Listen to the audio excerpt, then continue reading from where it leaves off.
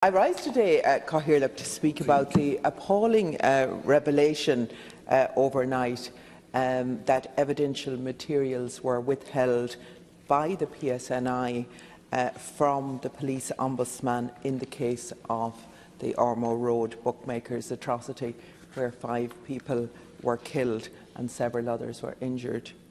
The relatives for justice and their lawyers have continuously been asking, and they continuously were assured, that in the course of the Ombudsman's investigation, all of the materials had been provided.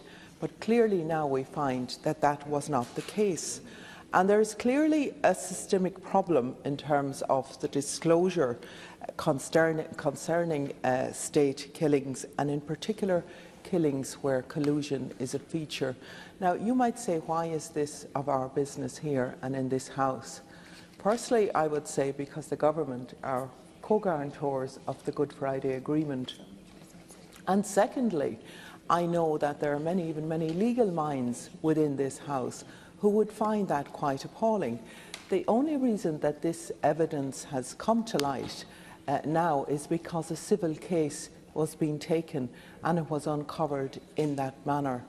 But it is absolutely appalling that to hear it being explained away.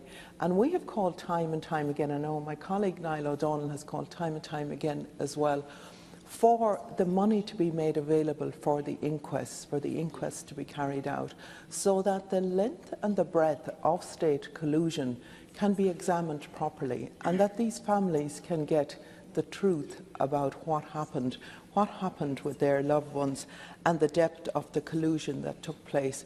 And I don't think it's good enough to just say, well, the computer systems were archaic and, you know, we didn't key this in, we only keyed that in.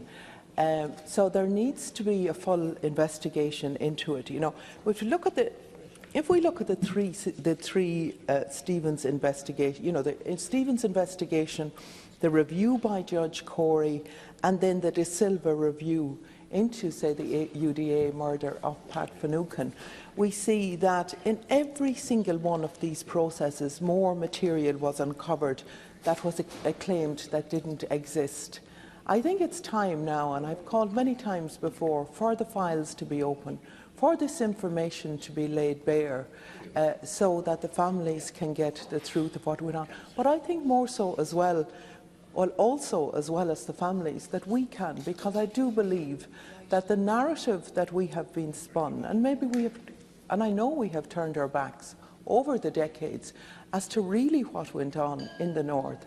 I think these files and the information that is now coming to fore in terms of collusion will help us all better understand exactly what went on during the conflict. And I do again want to commend, as I always do, Anne Cadwallader and the wonderful work that she has done and the Pat Finucane Centre have done, and recommend again for everybody to read her books, in particular Lethal Allies. Thank you.